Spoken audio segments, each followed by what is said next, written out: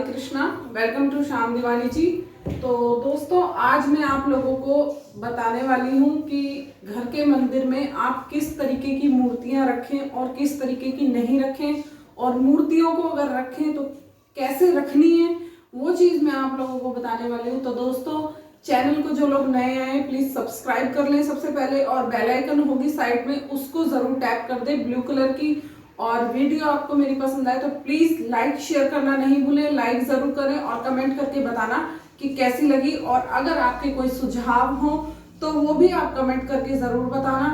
तो अभी मुझे एक दो जिनों के प्रश्नों के जवाब भी देने हैं, लेकिन मैं वो बाद में दूंगी।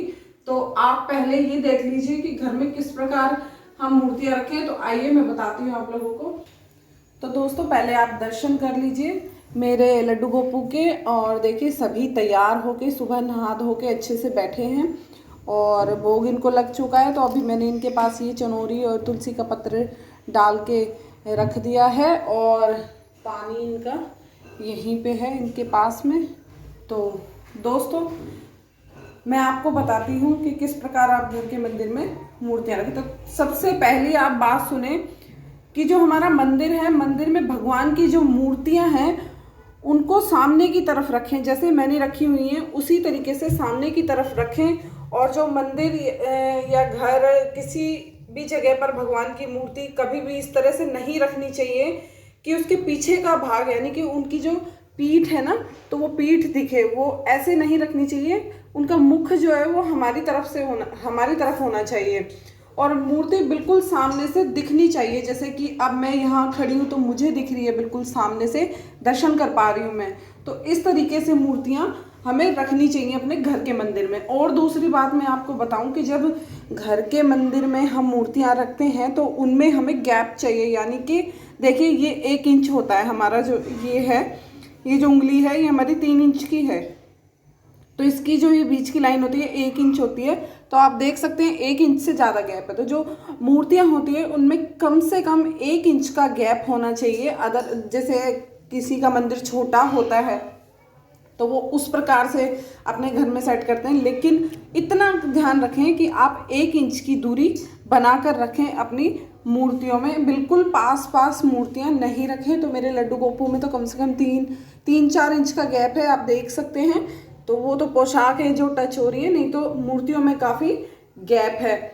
और दूसरी बात ये है कि दोस्तों, पूजा घर में जो हमारा मंदिर है उसमें कभी भी गणेश जी की 2 से अधिक मूर्तियां या तस्वीर नहीं होनी चाहिए। वो चाहे, और एक चीज़ बताऊं मैं आपको कि चाहे वो गणेश जी हों चाहे कोई भी भगवान हो, 2 से ज़्यादा नहीं रखने चाहिए। तो आप देख सकते हैं मेरे पास 2 लड्डू गोपू हैं और 2 ही राधा है। मतलब कहने का कि 2 से ज़्यादा नहीं रखनी चाहिए। बिहारी जी मेरे पास 1 है, माता रानी 1 है, हनुमान जी 1 है, और ये शालिग्राम जी हैं। इधर ये कुबेर भगवान हैं, इधर लक्ष्मी गणेश जी हैं, तो ऊपर सरस्वती माता है। और ऊपर का व्यू तो मैं आपको पहले भी दिखा, तो ये सरस्वती माता हैं, और ये खाटू नरेश जी हैं, और ये गणपति जी हैं जो मुझे गिफ्ट में मिले। अगर हम इन दोनों गणपति जी को भी मिलाते हैं तब भी हमारे 2 ही बनते हैं। तो दोस्तों, इस चीज़ का आप ध्यान रखें कि हमारा जो पूजा घर है, यानी कि हमारा जो मंदिर है उसमें, तो दोस्तों, अगर हम 2 से ज़्यादा अपने मंदिर में कोई भी मूर्ति रखते हैं, यानी कि 3, कई लोग 3 भी रख लेते हैं, 4 भी, इतना ज़्यादा हमें नहीं भरना चाहिए। वो हमारे लिए शुभदायी नहीं होता, यानी कि फलदायक नहीं होता। और दोस्तों, घर की जो 2 अलग अलग जगह पर भगवान की जो 2 तस्वीर हो सकती हैं, लेकिन एक ही जगह पर एक भगवान की 2 तस्वीर नहीं रखनी चाहिए। मतलब कहने का ये है कि बिल्कुल पास पास सटा के नहीं रखनी चाहिए। वो मैं आपको बता चुकी हूँ कि थोड़ी थोड़ी दूरी पर रखें उनको। और दूसरी चीज़ एक और बताऊं कि जो भगवान जी हैं हमारे, उनका आमने सामने मुंह करके नहीं रखना चाहिए। उनको ऐसे ही रखें, भगवान जी का आमने सामने मुंह करके कभी भी नहीं रखें मंदिर में। और भगवान की ऐसी मूर्ति या तस्वीर भी मंदिर में नहीं रखनी चाहिए जो युद्ध की, जो मतलब हर वक्त हमें लड़ाई झगड़े की, और मतलब भगवान का जो एक कहते हैं ना कि गुस्से वाला रूप हो, वो वाले रूप की हमें अपने मंदिर में कभी भी फोटो हो, मूर्ति हो, ये चीज़ नहीं रखनी चाहिए। इससे क्या होता है कि इससे हमेशा हमारे घर में कलेश, झगड़ा, ये सब कुछ मतलब इन चीज़ों की स्थिति हमेशा हमारे घर में बनी रहती है। और दोस्तों एक चीज़ और बताऊं मैं आपको कि कभी भी घर के मंदिर में या कहीं भी, देखिए मंदिरों में तो रखी ही नहीं जाएगी, घर हमारा घर के मंदिर की ही बात कर रहे हैं हम, मंदिरों में कभी भी खंडित मूर्तियों को नहीं रखना चाहिए। उन्हें, अगर आपके पास कोई भी खंडित मूर्ति है तो उन्हें आप तुरंत विसर्जित कर देना कहीं पे भी, जैसे कि कोई नदी हो, अच्छी जगह जहाँ पर साफ पानी हो, आप उनको वहाँ पर उनका विसर्जन कर दो, लेकिन खंडित मूर्ति घर में नहीं रखनी चाहिए। और घर में हमेशा सौम्य, सुंदर, मतलब कि जो सुंदरता की झलकता दिखाती हो और आशीर्वाद की मुद्रा में भगवान की मूर्तियां हमें अपने घर में लगानी चाहिए। और राधा कृष्णा की हमेशा, मतलब कहते हैं ना, राधा कृष्णा हमेशा प्यार का प्रतीक दिखाते हैं, मतलब उनकी मूर्ति, तो उस तरीके की आप अपने बेडरूम में लगाएं फोटो, और घर में भी। और जैसे लड्डू गोपाल का पोस्टर लगा सकते हैं आप, अच्छी अच्छी मूर्तियां और फोटोज लगाएं। इससे घर में क्या होगा कि हमेशा घर में और हमारे मंदिर में सकारात्मक ऊर्जा जो होती है वो संचार करती रहती है, मतलब कि जो नेगेटिव चीज़ें हैं वो प्रवेश नहीं करती, हमेशा घर में पॉजिटिविटी लाती रहती हैं। तो दोस्तों हमें घर में हमेशा प्यार और स्नेह और आशीर्वाद दिखाने वाली मूर्तियां रखनी चाहिए घर में। मंदिर में, आपके पास मंदिर नहीं है तो आपने अगर जैसे अलमीरा वगैरह में मंदिर बनाया तो वहाँ पर भी आपने ऐसे ही रखनी है। और दूसरी चीज़ कि घर में कभी भी 2 शिवलिंग नहीं होने चाहिए। और जैसे कि मैंने आपको गणेश जी भी बताया, 2 से ज़्यादा 3 गणेश जी नहीं होने चाहिए। शंख जो होता है हमारे पास वो 2 से ज़्यादा कभी भी नहीं होना चाहिए। और जैसे कई लोग सूर्य भगवान की फ़ोटो लगा लेते हैं तो वो भी 2 से ज़्यादा नहीं होनी चाहिए। 3 दुर्गा मूर्ति या दुर्गा फोटो कुछ भी नहीं होनी चाहिए। जो गोमती चक्र होते हैं और शालिग्राम जी होते हैं वो भी, मतलब 2 गोमती चक्र हो गए और 2 शालिग्राम की पूजा करने से घर में जो है मनुष्य को हमेशा अशांति बनी रहती है। इसीलिए घर के मंदिर में कभी भी 2 शालिग्राम जी और गोमती चक्र जो होते हैं वो कभी भी नहीं होने चाहिए, वो एक एक ही होने चाहिए। तो इसका आप हमेशा ध्यान रखें। और सबसे ज़रूरी चीज़ मैं आपको बताती हूँ कि जो पूजा घर में रखी जाने वाली हमारी देवी देवताओं की प्रतिमा होती है ना, आप समझ गए ना, ये मूर्तियाँ जो होती हैं वो 3 इंच समझ गए आप, इतनी बड़ी यानी कि हमारी फिंगर लगा लीजिए, इतनी बड़ी नहीं होनी चाहिए अगर आप सेवा नहीं कर सकते तो। हाँ, अगर आप सेवा कर सकते हैं जैसे कि हम लोग कर लेते हैं तो आप बड़ी मूर्ति रख सकते हैं, लेकिन बड़ी भी बहुत ज़्यादा ना हो। आप ये ध्यान रखें सिर्फ 1 बिलांद की हो, 1 या 1.5 बिलांद की, इससे ज़्यादा बड़ी मूर्तियाँ हमारे घर के मंदिर में नहीं होनी चाहिए। कोशिश करें, अगर आप सेवा नहीं कर सकते तो 3 इंच से ज़्यादा घर में मूर्तियाँ नहीं होनी चाहिए बिल्कुल भी। इस चीज़ का आप खास ध्यान रखें। और जो हमारा अंगूठा होता है, जो मैं आपको बता रही हूँ ये बात, अंगूठे का आकार से बड़ी मूर्तियाँ घर के मंदिर में तो होनी ही नहीं चाहिए। और जो बड़ी मूर्तियों की जो पूजा होती है उनके नियम जो होते हैं, उनका नियम पालन हमें करने पड़ते हैं। इनकी पूजा में किसी भी तरह का विलंब नहीं आना चाहिए, क्योंकि वो घर के लिए और घर के बंदों के लिए अशुभ माना जाता है ऐसा। और पुण्य लाभ की भी कोई हमें प्राप्ति नहीं होती। हम ये सोचते हैं कि हम पूजा करते रहते हैं जी, हमारे घर में तो ये बना रहेगा वो बना, ऐसा कुछ नहीं है। तो आप अगर सेवा कर सकते हैं तभी अपने घर के मंदिर में इतनी बड़ी मूर्तियां लाएं, अन्यथा मत लेके आएं। और दोस्तों आपको सबसे बड़ी चीज़ मैं एक ये बताने वाली हूँ कि कुछ लोग क्या करते हैं कि घर के मंदिर में अपने जो पूर्वज होते हैं उनकी फ़ोटोज़ लगा लेते हैं। तो दोस्तों मैं बताऊं आपको कि कभी भी घर के मंदिर में ये जो देवता हमारे जो ये होते हैं, दई देवते बोलते हैं हमारे यहाँ, तो आपको मैं वैसे बता दूं कि पूर्वज जो होते हैं जो हमें छोड़ के चले गए, तो उनकी फ़ोटो कभी नहीं लगानी चाहिए। और अगर आपको लगानी है तो आप वो भगवान से नीचे रखें, उनको भगवान के ऊपर कभी ना लगाएं, ऐसा कभी नहीं करना चाहिए। और जो आपके इष्ट देव हैं बस उन्हीं की मूर्ति रखें। अगर आप सेवा नहीं कर सकते तो सिर्फ अपने घर में इष्ट देव की ही मूर्ति रखें। अगर आप कर सकते हैं तो मूर्ति ला सकते हैं ऐसी, उसमें कोई दिक्कत नहीं है। और एक चीज़ का ध्यान रखें कि मूर्ति हमेशा पीतल की हो, तांबे की हो, सोना चांदी। देखिए सोना चांदी तो हर किसी के बस की नहीं होता, लेकिन फिर भी सोना हो, चांदी हो, और जो कांसा होता है कांसे की धातुओं से बनी होनी चाहिए। कहने का मतलब ये है कि अष्ट धातुओं की भी बनी हो सकती है, जैसे कि मेरे पास है। अष्ट धातु में सारी ही चीज़ें आ जाती हैं, क्योंकि हम सोना चांदी देखिए अफोर्ड नहीं कर सकते। बहुत जिनके पास ज़्यादा होता है वही कर सकते हैं, तो हमसे तो नहीं होएगी इतनी। तो हमसे जितना हम कर सकते हैं तो हमने वो उतनी रखी हुई है अपने घर में।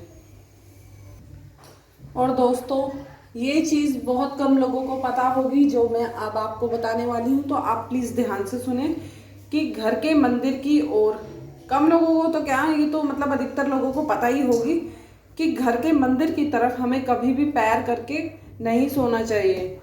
घर के मंदिर या कोई भगवान की फोटो भी अगर दीवार पे लगी है तो उधर भी हमें पैर करके नहीं सोना चाहिए। और जो मंदिर के आसपास आपके घर में कभी भी शौचालय सामने नहीं होना चाहिए।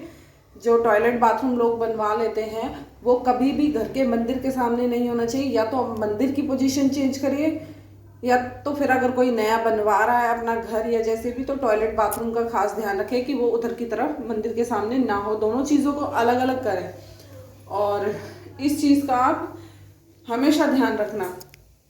और मंदिर है तो वहाँ रोज पूजा तो पूजा की जानी चाहिए। उसे दिन में बंद ना रखें। जिस दीपक से पूजा करें वो कभी भी खंडित नहीं होना चाहिए। इस चीज़ का भी आप ध्यान रखें। और मैं आपको ये चीज़ तो बता ही चुकी हूँ और फिर से दोबारा बता रही हूँ कि मूर्तियों में कम से कम 1 इंच का गैप होना चाहिए। और दोस्तों शनि देव और भैरव जैसी देवों की मूर्ति भी घर के मंदिर में नहीं रखनी चाहिए। और कई बार लोग केवल धूप बत्ती, अगरबत्ती और जोत जलाकर ही पूजा समाप्त कर लेते हैं। पर मैं आपको ये चीज़ पर्सनली भी बोलना चाहूँगी, वैसे तो ये चीज़ है ही है, मानी ही जाती है, लेकिन पर्सनली भी बोलना चाहूँगी कि भगवान को बिना भोग लगाए कभी भी पूजा पूरी नहीं होती। तो आपसे मैं ये नहीं कहती कि आप भगवान को 56 भोग लगाएं, लेकिन आप अपने सामर्थ्य अनुसार, मतलब कि जितनी आपसे बन सकती है आप उतना भोग ज़रूर ईश्वर को दें, क्योंकि बिना भोग लगाए हमारी पूजा अधूरी रह जाती है। तो आप इन चीज़ों का भी ध्यान रखें हमेशा। और बाकी चीज़ें तो मैंने आपको अच्छे से समझाई दी हैं, और मैं उम्मीद करती हूँ आपको मेरी सारी बातें समझ भी आई होंगी। तो दोस्तों अब बात करते हैं कि एक प्रश्न आया था मुझे, तो उसके बारे में मैं बताती हूँ आपको। तो आपको समझ में आई होंगी मेरी सारी बातें, और मैं उम्मीद करती हूँ आपको पसंद भी आई होगी वीडियो। तो कैसी लगी वो तो आप मुझे कमेंट करके बता ही देंगे। और वीडियो को फ्रेंड्स एक चीज़ और बोलना चाहूँगी कि प्लीज़ वीडियो को शेयर ज़रूर कर दें। शेयर करने से देखिए आगे तक पहुँचेगी वीडियो, इसीलिए मैं आप लोगों को कह रही हूँ। मेरे जितने भी प्यारे प्यारे नियर एंड डियर एंजॉय दिल से भैया भाभी हैं उनको भी बोल रही हूँ, और लड्डू लवर्स को भी, और श्याम दीवानी दीदी जी हैं उनको भी, मतलब बहुत सारे हैं, मुझे तो नाम भी याद नहीं रहते। तो प्लीज़ शेयर ज़रूर कर दें वीडियो को। और दोस्तों अब मैं वो क्वेश्चन आया था विपिन जी का, तो उन्होंने जो सोमवार की जो व्रत है उसके बारे में पूछा था, तो मैं उसके बारे में बताने वाली हूँ। तो देखिए आप सोमवार की व्रत अगर आजीवन रखना चाहते हैं और खुले रखना चाहते हैं, तो आप जो खाना है वो आप उसको, जो ऐसा उसमें नियम नहीं होता, नियम होता है हमारे 16 सोमवार के व्रत में, कि जैसे मान लो हमने 16 सोमवार कर लिए और हमने उसमें बोल दिया कि नहीं मैं तो मतलब चूरमे के व्रत उठाऊंगा, या फिर मैं दूध के उठाऊंगा, या फिर फल के उठाने हैं, या फिर तुलसी के पत्ते के, उसमें नियम होता है जो चीज़ के हम उठाते हैं वही चढ़ता है, वही खाना पड़ता है। और दूसरी बात, अगर आप खुले व्रत रखते हैं तो उसमें कोई नियम नहीं होता। आप सात्विक भोजन कुछ भी खा सकते हैं, आप फलाहार भी कर सकते हैं, अनाज भी खा सकते हैं, दाल चावल रोटी सब्जी, फ्रूट्स दूध दही जो खाना है खाएं, लहसुन प्याज नहीं खाएं, सिर्फ सात्विक भोजन करें। इस चीज़ का आप ध्यान रखें। तो मैं उम्मीद करती हूँ विपिन जी आपको आपके क्वेश्चन का आंसर मिल गया होगा। दूसरी चीज मैं आपको दिखाना चाहूंगी, मैंने स्क्रीनशॉट ले रखा है, ये देखिए दोस्तों, ये है फनी वॉइस कॉमेडी करके, इस बंदे ने चैनल बनाया हुआ है यूट्यूब पे। तो ये दिखाना मुझे बहुत ज़रूरी हो गया था। और इसने क्या लिखा है कि क्या बकवास वीडियो है, तू वीडियो मत बनाया कर, और हाँ निकल यहाँ से पनौती, तू हमको परेशान करती है पागल औरत। देखिए दोस्तों, मैं इस बंदे को क्या बोलूं, मतलब मुझे गुस्सा भी आ रहा है और इस बंदे पे हंसी भी आ रही है। इसका ये पहला कमेंट नहीं है, इससे भी इसने गंदे गंदे कमेंट किए हैं जो कि मैं डिलीट कर चुकी हूँ अपने चैनल से। तो इस बंदे को मैं स्पेशली इस बंदे के लिए वीडियो बना रही हूँ। उस बंदे को मैं ये बात बोलना चाह रही हूँ इस वीडियो के माध्यम से। मैंने सोचा, मैंने इसको एक बार इग्नोर किया, 2 बार किया, लेकिन ये क्या करता है, मेरी जितनी भी नई वीडियो आती है उन सब वीडियोस पे जाकर कमेंट करता है। और उसके चैनल को मैं आपको बताऊं कि ज्यादा टाइम नहीं हुआ है बनाए, इसने अभी वीडियो अपलोड करी है, मैंने इसकी पूरी हिस्ट्री निकाली है और मतलब मैं परेशान हो चुकी हूँ इस बंदे से। तब मैं आपके साथ ये बातें शेयर कर रही हूँ। मतलब मुझे समझ में नहीं आता, आप यहाँ यूट्यूब पे काम करने आते हो या दूसरों के साथ बकवास करने आते हो। इतना गंदा इसने कमेंट, ये तो कुछ नहीं है, पता नहीं क्या क्या गू खानी और खून खानी, पता नहीं क्या क्या। देखिए दोस्तों, बेटी हंस रही है, क्यों? तो बेटी को हंसी आ रही है, गुस्सा मुझे भी नहीं आ रहा।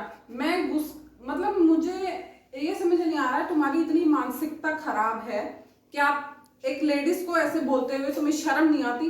और जहां तक मुझे शक है ना, मैं जानती भी इस बंदे को कि इसने ये कौन है, लेकिन मैं बोलना नहीं चाह रही क्योंकि मैं श्योर नहीं हूं उसको लेकर। तो मैं ये चीज बोलना चाहूंगी इस बंदे को स्पेशली कि अगर आपको मेरी वीडियो नहीं देखनी तो मैंने आपको कोई इनविटेशन कार्ड देके न्योता नहीं दिया है कि तुम आकर मेरे चैनल पर वीडियो देखो। मतलब आप वीडियो देखते हो और फिर कमेंट करते हो, अरे तुझे किसने जबरदस्ती की है कि तू आकर के यहाँ वीडियो देख और बकवास बाजियां कर, तू अपना काम कर। लेकिन नहीं दोस्तों, इसको ये बकवास करनी है। तो मैंने इसका स्क्रीनशॉट ले लिया। और हाँ, एक चीज ये और करता है कि मतलब कमेंट्स करता है, कमेंट करके उनको थोड़ी देर के लिए तो रहने देता है, उसके बाद डिलीट कर देता है। तो इसने मुझे ऐसे परेशान कर रखा है और कम से कम हफ्ता भर हो गया इसको मुझे ऐसे तंग करते करते, और इतने गंदे गंदे कमेंट करता है कि मैं आपको बता भी नहीं सकती हूँ। तो मुझे आज लगा कि मैंने कहा आज इसका नाम लेकर इसको बोलना जरूरी है। तो मैं उस बंदे को स्पेशली बोलने वाली हूँ, क्या नाम है तुम्हारा, फनी वॉइस कॉमेडी, पता नहीं कौन, फनी कॉमेडी वॉइस, इस तरीके से इसके चैनल का नाम है, फनी वॉइस कॉमेडी। फिर से मैं बता देती हूँ आपको, फनी वॉइस कॉमेडी। तो दोस्तों, इस बंदे को मैं स्पेशली बोलने वाली हूँ कि मेरे चैनल पे ना तो तुम्हें आने की जरूरत है और ना ही मेरी वीडियोस देखने की जरूरत है। तुम्हारे जैसे लोगों के लिए मैंने ऐसी वीडियोस बनाई भी नहीं है। जो इंसान औरत की कदर नहीं करता, वो इंसान भगवान की क्या कदर करेगा, क्या कदर करेगा भगवान की वो। तो दोस्तों छोड़िए इसे अब। एनीवेज, मुझे जो बोलना था मैंने बोल दिया, जो मुझे ठीक लगा वो मैंने बोल दिया। तुम लोगों की वजह से, जो बहुत अच्छे लोग हैं मेरे भैया भाभी, और वो मेरे अपनी हर वीडियो में मेरा जिक्र भी करते हैं।